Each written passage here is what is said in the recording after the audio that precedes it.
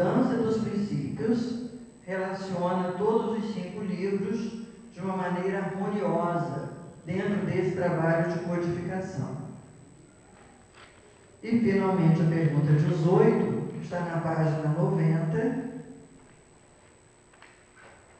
logo na terceira linha. A pergunta é: por que o Livro dos Espíritos representa a coluna central do Espiritismo?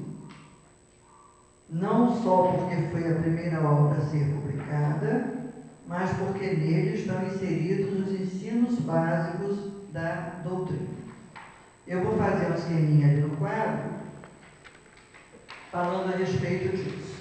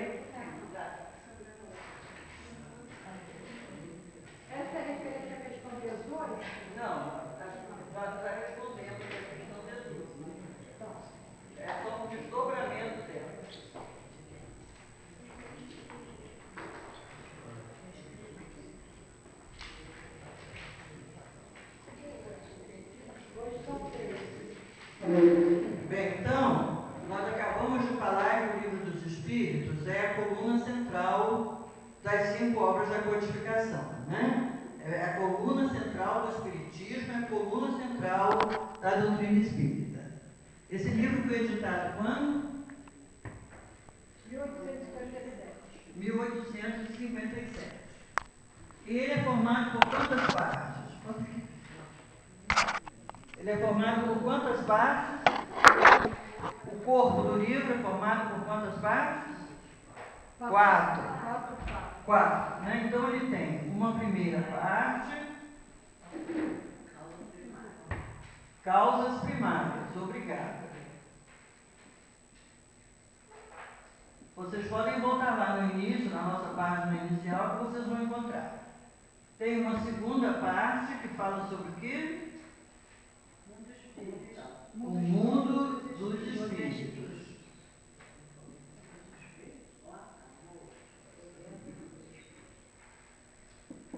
Tem uma terceira parte que é leis morais.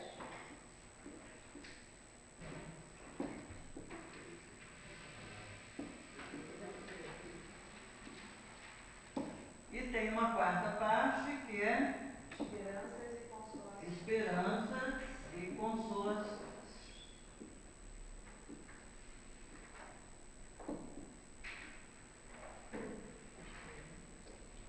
As outras 4 obras são desdobramento de O Livro dos Espíritos. Prestem atenção aqui, por favor. Vou repetir a frase. As outras 4 obras são desdobramentos do Livro dos Espíritos. O primeiro livro que surgiu depois foi o Livro dos Médiuns, né? O Livro dos Médiuns surgiu em 1861. Falando de quê? Falando dos espíritos. Estão entendendo o que eu estou tentando demonstrar? Então, depois que ele tratou de como que era a vida dos desencarnados, como que os desencarnados se relacionavam com os encarnados, que é o que está escrito aqui tudo nessa segunda parte, ele desdobrou essas questões em um texto que chamou o Livro dos Médiuns.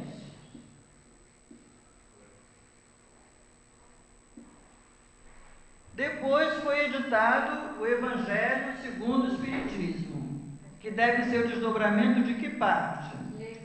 Leis morais. Então, as leis morais foram depois todas desdobradas em o Evangelho foi editado em 1864. As esperanças e consolações que tratam da vida futura, né, do que nos aguarda depois dessa encarnação, foi objeto, então, do livro O Céu e o Inferno.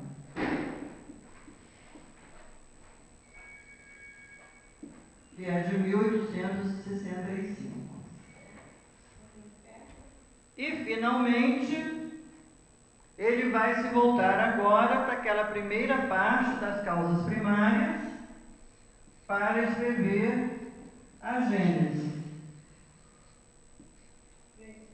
1868.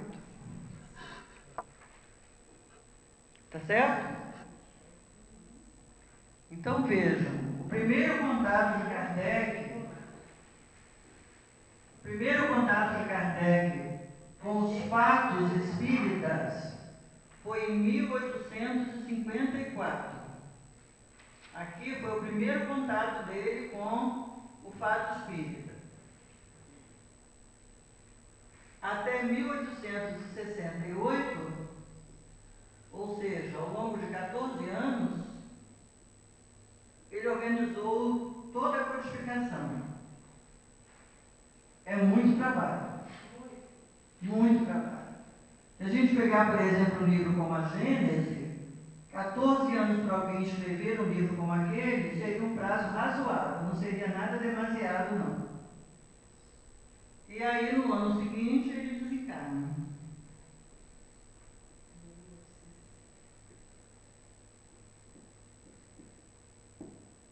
Estava pronto o trabalho. Inclusive, quando ele estava para editar a Gênesis, os espíritos mandaram um recado para ele que ele fizesse uma revisão. E que fizesse uma revisão rápida. Ele não sabia. Mas ele tinha que ser rápido no gatilho, porque o prazo dele já estava se esgotando. Então, aí está a origem dessas obras que nós chamamos de obras básicas. E é importante nós entendermos do que nós estivemos falando hoje, da lógica dessa sequência, é nós entendermos a magnitude do trabalho. Muitas vezes a gente pega o livro dos Espíritos para ler e se cansa.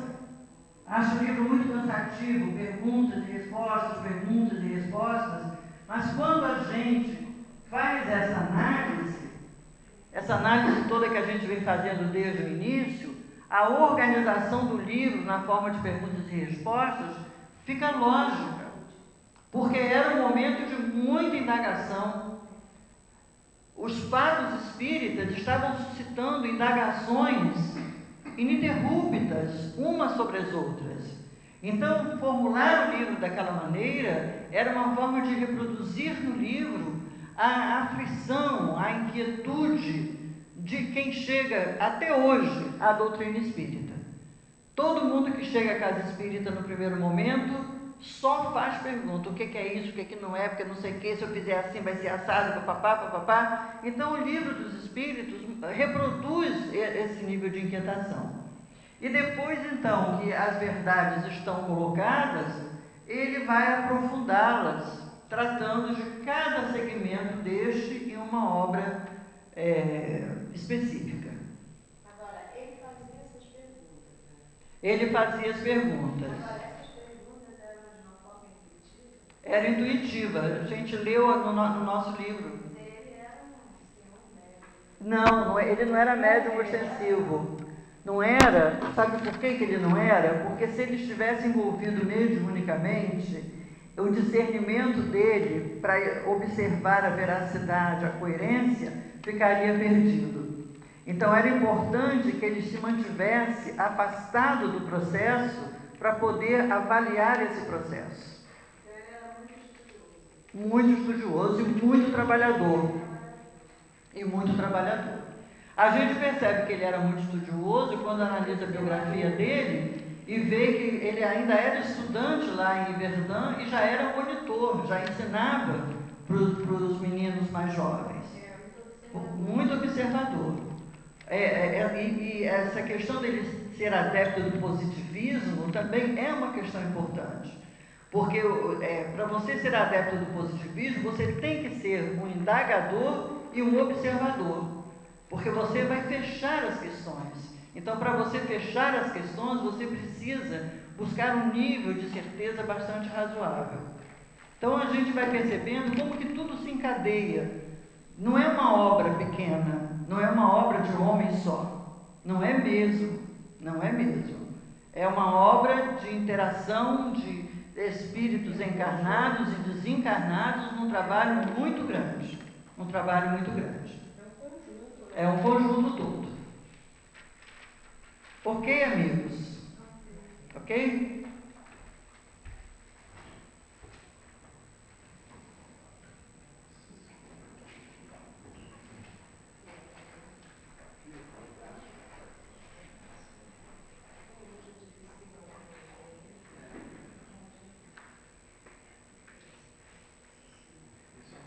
Olha, eu vou fazer igual a Zaida fez ontem. Eu vou plantar uma curiosidade na cabeça de vocês. Pergunta 919. Qual o meio prático mais eficaz que tem o homem de se melhorar nesta vida e de resistir ao arrastamento do mal? Aí vocês vão ver a resposta em casa, que Santo Agostinho deu. Livro dos Espíritos, 919. Tá bom? Lê a pergunta e responde. Se vocês ficarem curiosos, fica... E vocês vão saber para sempre o que essa pergunta fala. Porque eu só sei por essa razão. 19.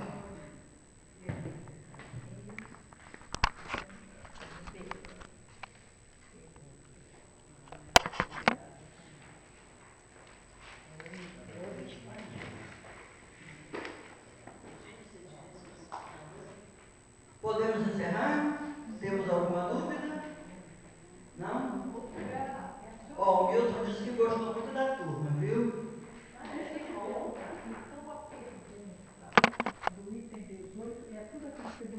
Não, tem a resposta do item 18, né?